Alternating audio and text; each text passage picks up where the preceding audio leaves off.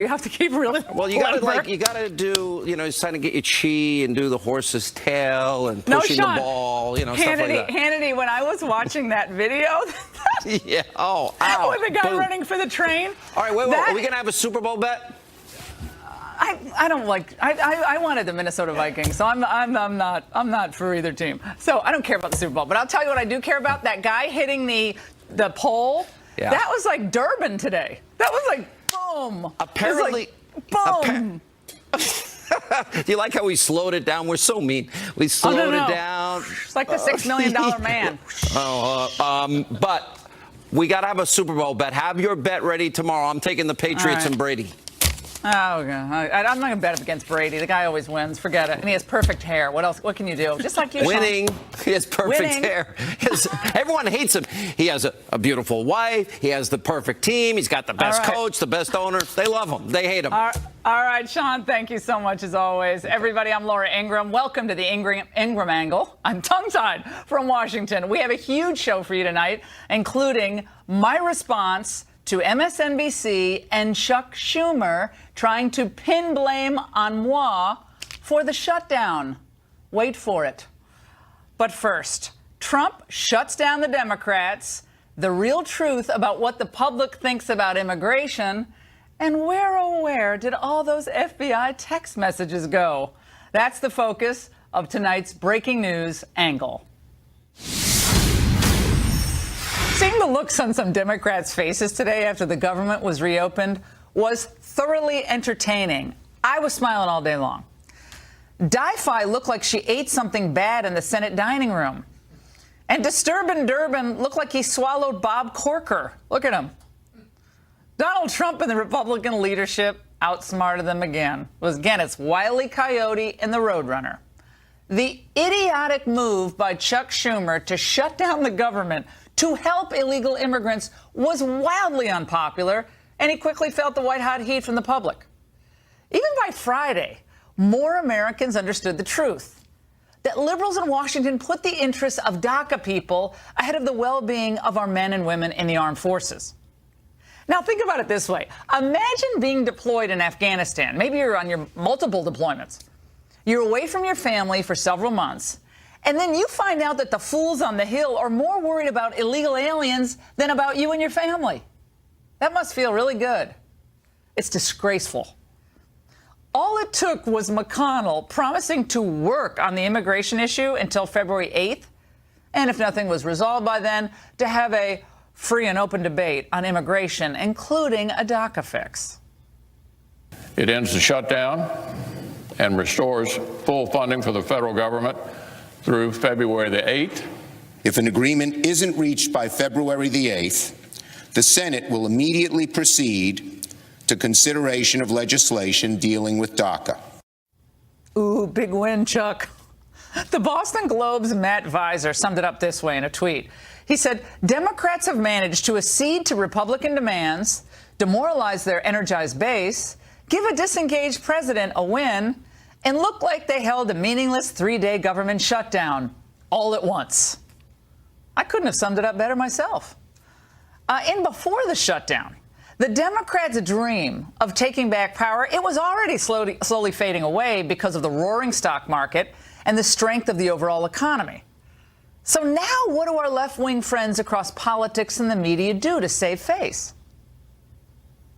Just a fool, like he's just an idiot, like he's a stupid old blubbery man who doesn't know what he's doing. The president was not involved these past few days. Despite that, they've reached this compromise. The president doesn't have a good sense of his governing style. This is the second time his staff has basically had to trick him into watching TV and tweeting instead of being hands-on after he bungled it by being hands-on. I'm watching Nicole Wallace, and I keep thinking it's Mika Brzezinski. I can't. They're all becoming one person now when I'm watching them. Now, it's amazing how many of the same fanatics, by the way, have been trying to ram through amnesty since 2006. Think of them. It's Graham, Schumer, and Durbin, all back, the three amigos. Now, the president has got to be very careful in the coming days and weeks not to allow the foxes into the henhouse as the debate moves forward. You think about it. Republicans could not rid us of Obamacare last year after all those votes that they had when it didn't matter. But now, by golly, they're obsessed with helping illegal immigrants, and they're going to get it done. As for Democrats, they just want to repeal and replace those blue-collar Americans who voted for Trump with new immigrants who'll vote for Democrats. The president has got to hold firm, and I think he will.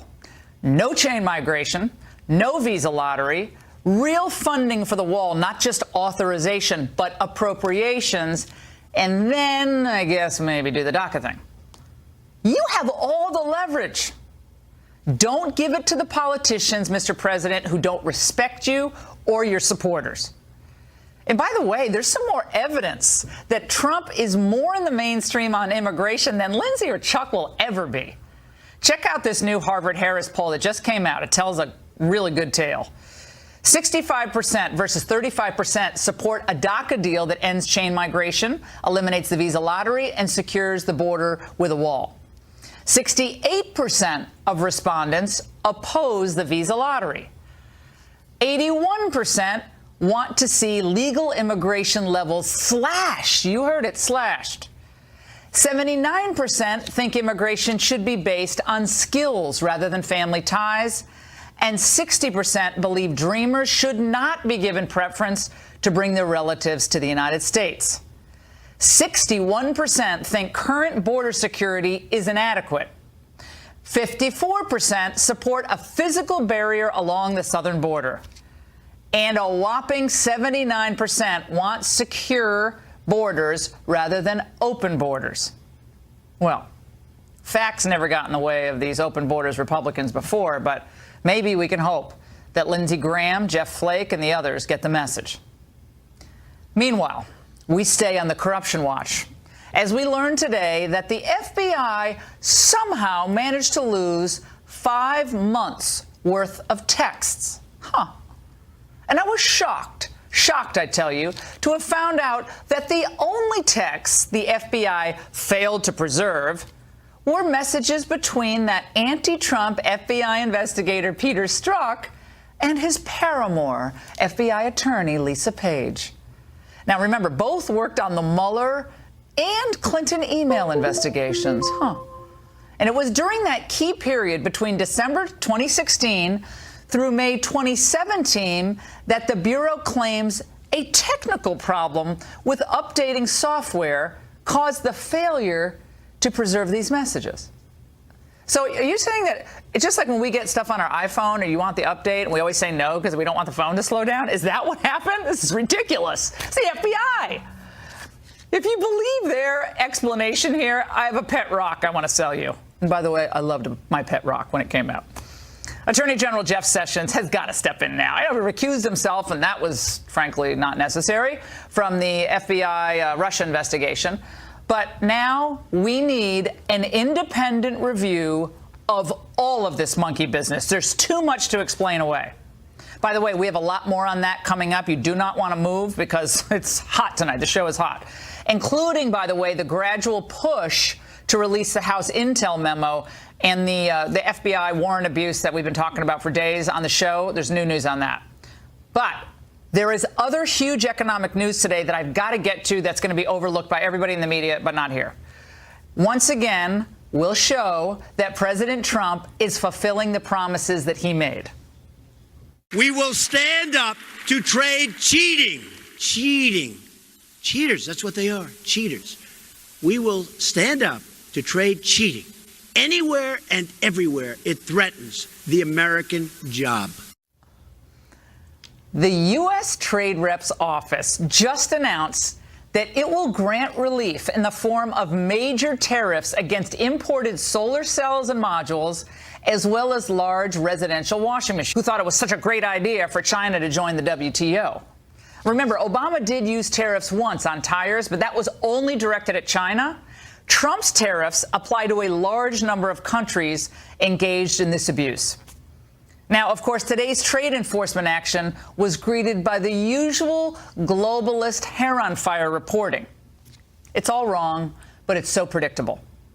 Again, this pattern of unfair trade practices in major industries, and this is just the beginning, is obscene. And oftentimes, even when we go to the World Trade Organization, the World Trade Court, and they judge in our favor, the offending countries do not rectify the damage, and the damage to American companies is already done by the time they get any relief. Well, I'll tell you this. On trade, on immigration, so many issues, there is truly a new sheriff in town. And we're putting American industry first, American workers first, the American people first. And it's about time. And that's the angle. Joining us now from here in Washington is Hogan Gidley. He's the White House Deputy Press Secretary for President Trump.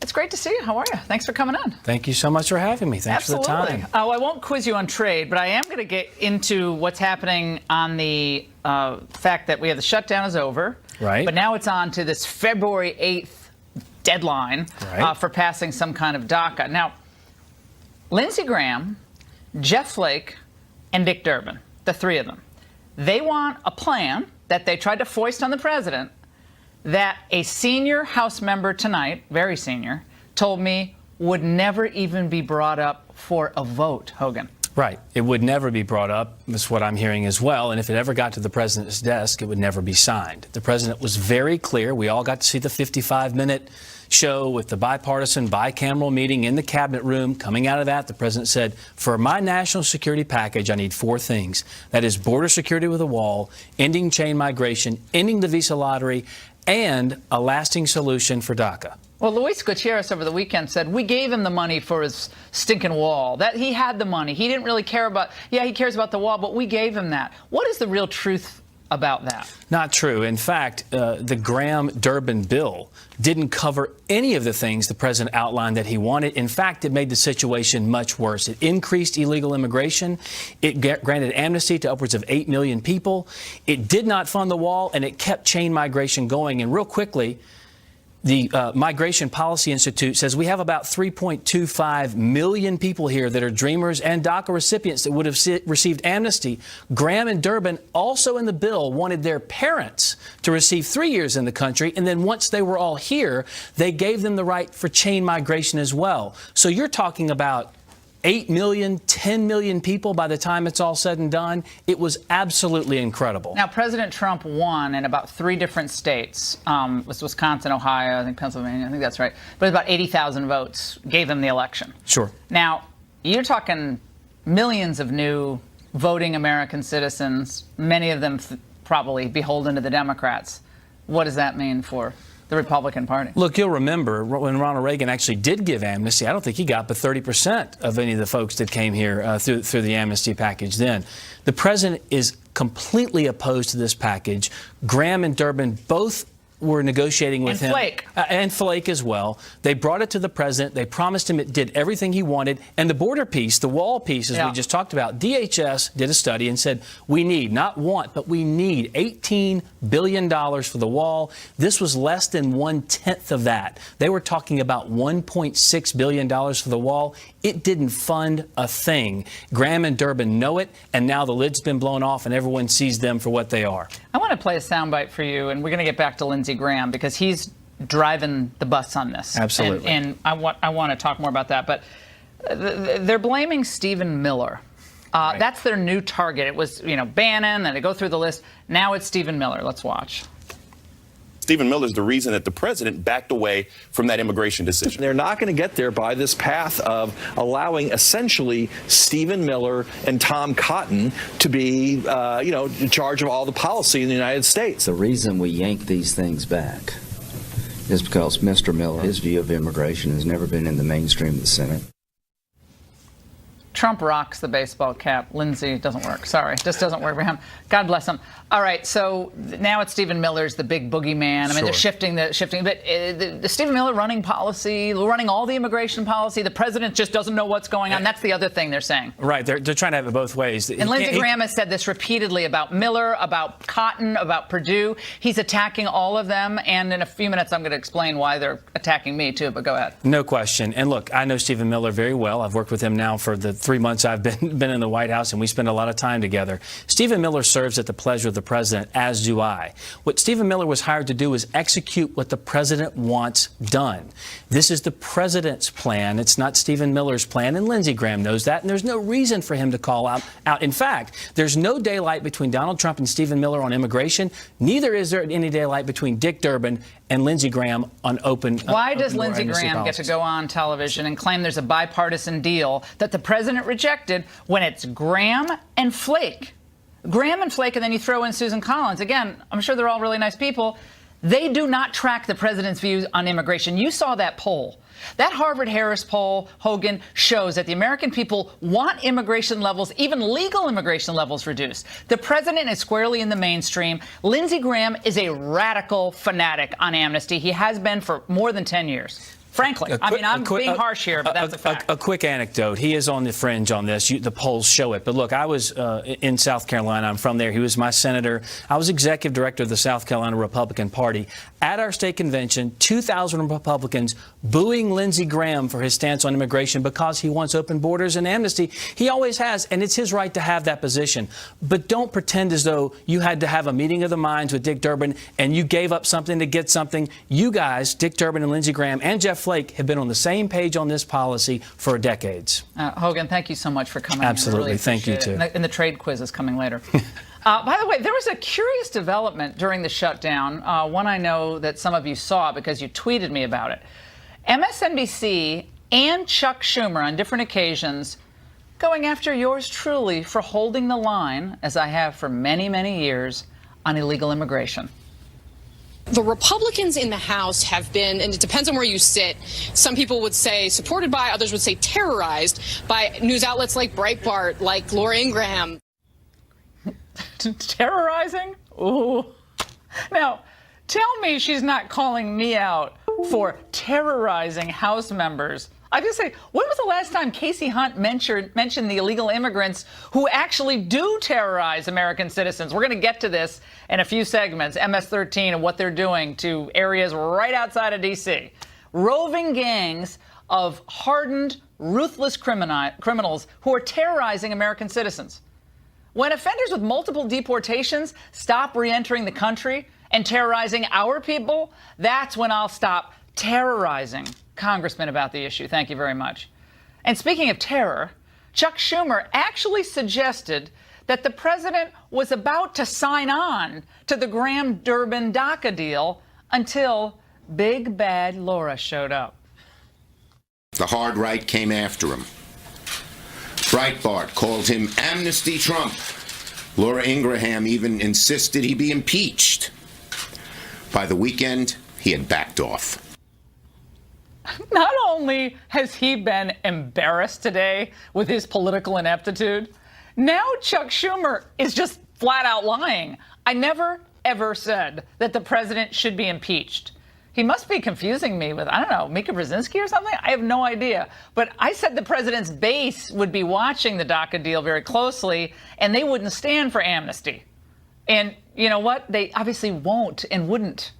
I also said on this show that the president's enemies want him impeached. I've said that from the beginning. So, Chuck, I suggest you get a better strategy team and you get your facts straight. Don't put words in my mouth unless you're willing to come on the show. We've invited you, and defend them. And coming up, more texts reveal an even deeper anti-Trump bias at the FBI. And now the evidence, it's just vanishing. Details between the Bureau's now disgraced agents Peter Strzok and Lisa Page. They are chatty Cathys, aren't they? Among the revelations, former Attorney General Loretta Lynch apparently knew in advance that the FBI planned to clear Hillary Clinton in her email investigation. Clairvoyant is she. But it is perhaps what wasn't included that is most damning. The FBI claiming it has lost 5 months of texts between Strzok and Page. Well, the timing is a little more than curious, don't you think? The missing messages are from December 14th, 2016 to May 17th, 2017. And why is that day important? Well, it was the day that Robert Mueller was appointed special counsel. I have it on my calendar. Here to react, Congressman Ron DeSantis of Florida, who serves on the House Oversight and Judiciary Committees, and Fox News contributor and Washington Examiner reporter Byron York. Congressman, this has been such a wild news cycle. I mean, keeping track of it has been something, but are we actually to believe that the only texts that were not preserved were those between Strzok and his gal pal Page? Apparently other texts, all the other agents, no problem, but those, no can find. Well, I think if people believe that that was just a coincidence, then I'd like to sell them some oceanfront property I got out in Arizona. I mean, it doesn't make sense that that would just be an innocent thing. I don't accept the explanation we've been given. I think we need to dig harder. I think Ray's going to have to test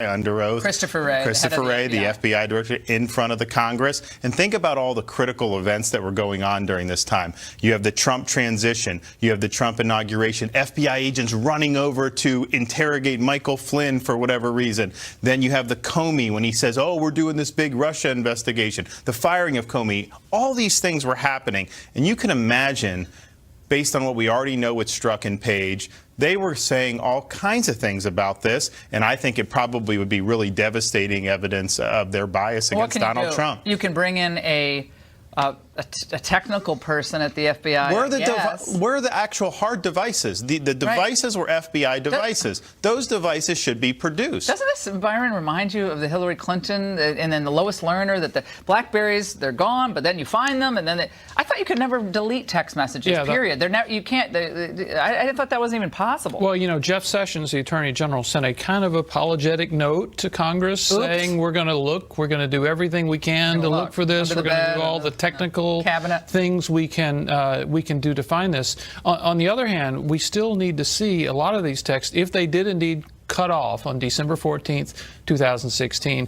Remember that investigation started, the counterintelligence investigation started in July. So you got texts from July, August, September, October, November, and half of December. There's a lot to see even now. And one of my sources on the Hill tonight said there is an enormous amount that they've already seen that is not public yet. We didn't find out one thing today, that Loretta Lynch, of the Tarmac fame, meeting with the Bill Clinton Tarmac fame, former Attorney General, did know ahead of time. Yes.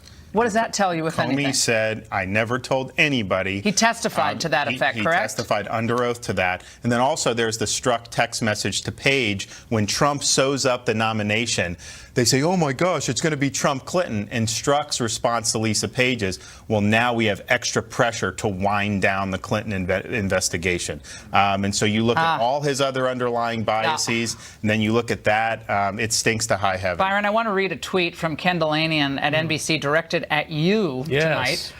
This is actually not a big development, all caps, not, in the Trump-Russia probe. It's a pseudo-development in the partisan attempt to discredit that investigation by suggesting that it hinges on the sentiments expressed by an FBI agent rather than the evidence. Byron York, in response to you. Well, first of all, you have Peter Strzok, who was the lead investigator, not only in the Clinton investigation, but in the Trump-Russia investigation, the two most significant political investigations in many years, who is demoted to the HR department. I mean, it's self-evidently a big deal. Who's this Ken Delanian? I mean, it sounds like he works for the DNC. Is he like related to Debbie Wasserman Schultz or something? Like, he just sounds ridiculous. Never heard of him before. I don't even know who he is. Strzok. He was the one that interviewed Cheryl Mills. He interviewed Huma. He was there for Hillary's interview. Why is he even working at all in the FBI? I mean, the man should have been fired, and he should not be heard from again. I mean, I'm sorry, but I agree. HR. He's the last person you want in HR. I mean, you have him. You have Lisa Page. You have none of these people should be working. There's some other suggestive parts, even in what we know now.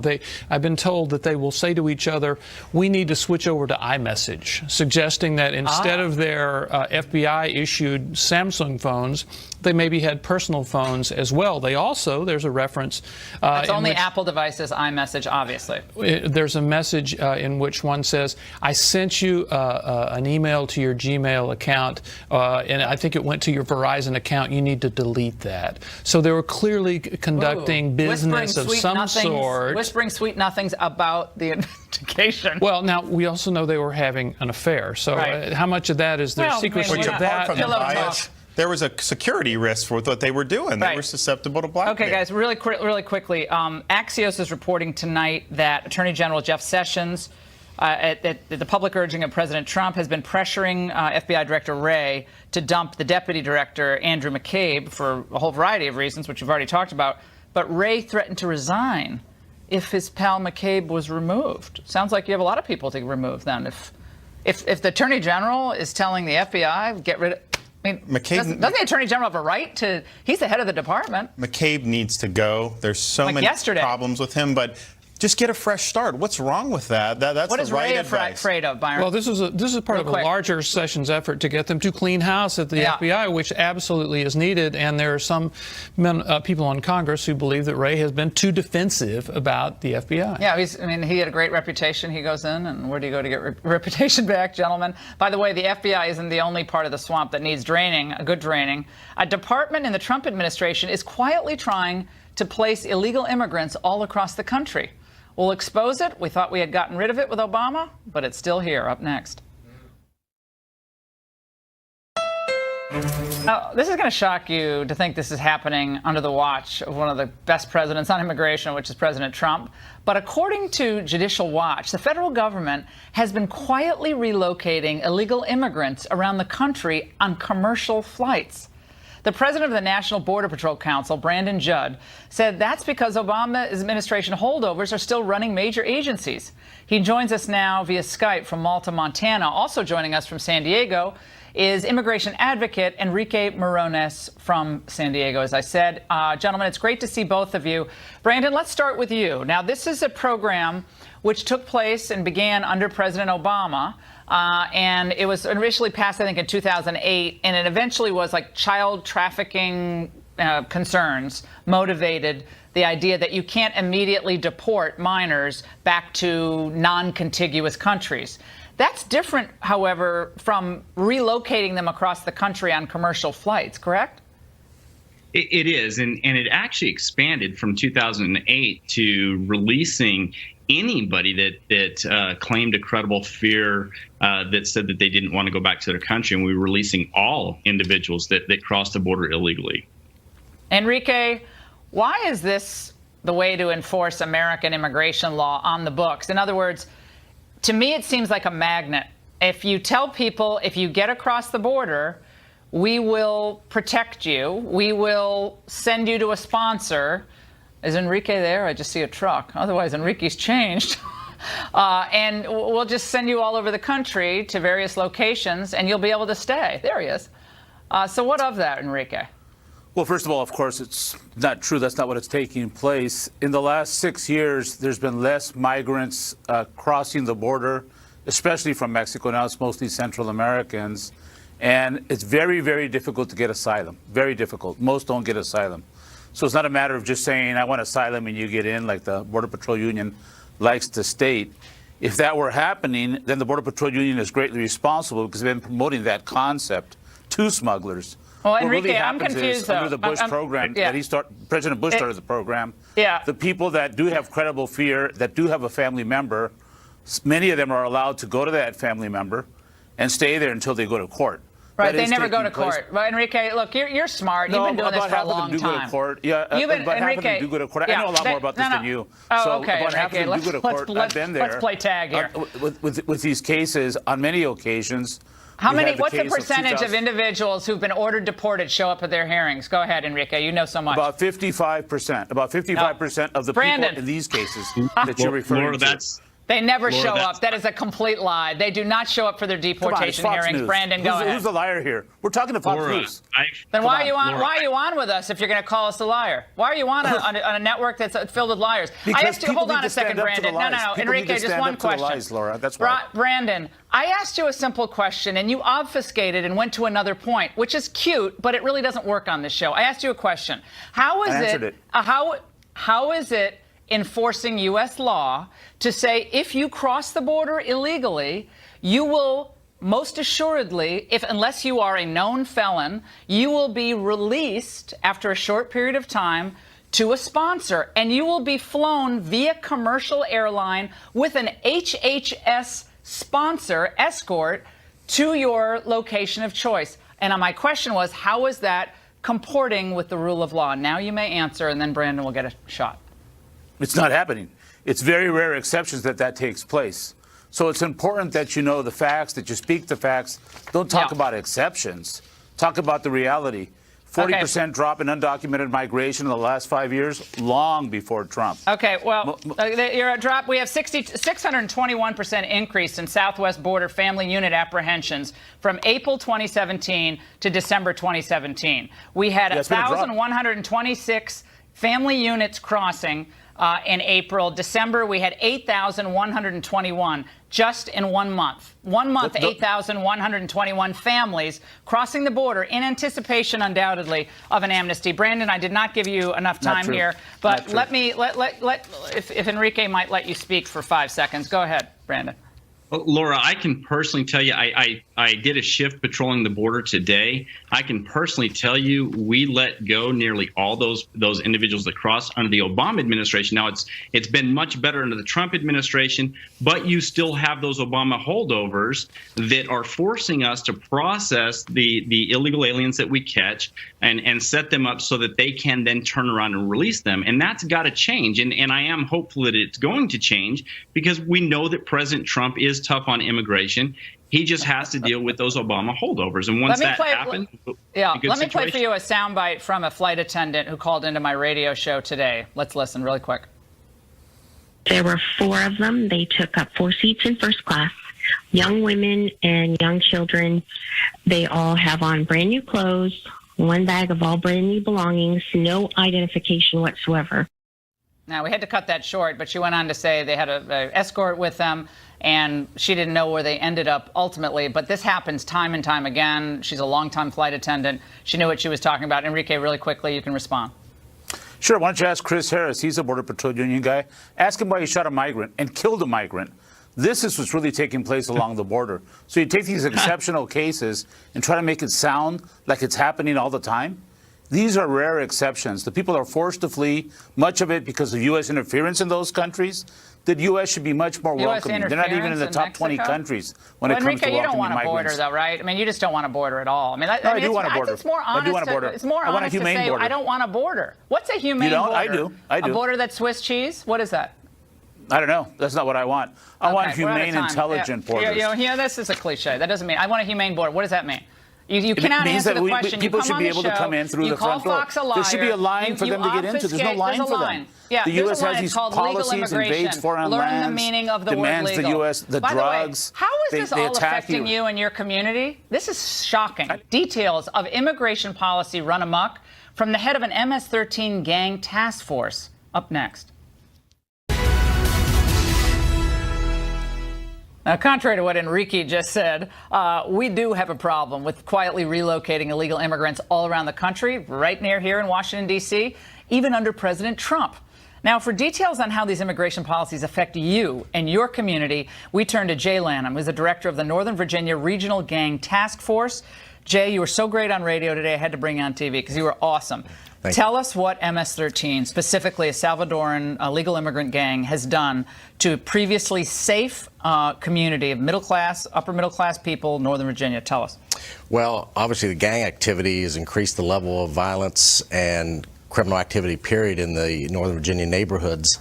You know, they show this image of power and respect, when in reality, it's not power and respect. But what are their tactics? MS-13, well, what is their tactics? What do they do? Well, their tactics is about having respect. So if you don't respect them, then they're going to retaliate with violence, and it's going to be pretty brutal violence. Where do they recruit people? So they go after kids, especially kids from Latino communities, especially the unaccompanied minors who are brought here. What we just talked about. They're being sent via commercial airlines all across the country to, quote, sponsors. By the way, a lot of the sponsors themselves are illegal immigrants.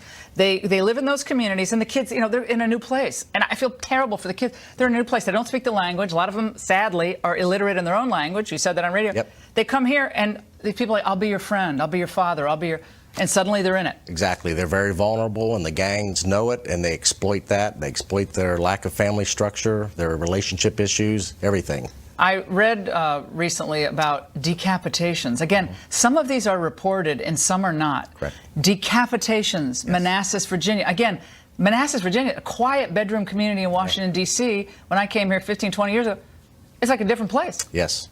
Yes, the activity in gangs has increased exponentially. The ruthless, brutal, violent crime that they're carrying out now, it's much worse than it was 20 years ago when we first saw the gangs emerging.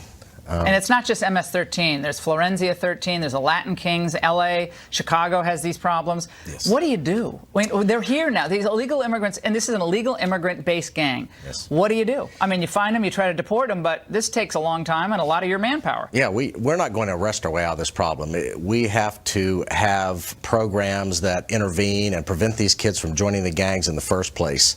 And the platform that we work off of is enforcement and intervention, prevention, and education. And if you don't have both, we're not going to be successful. No, I mean, we have so much extra money to be spending prevention, education. Our American citizens need prevention or education.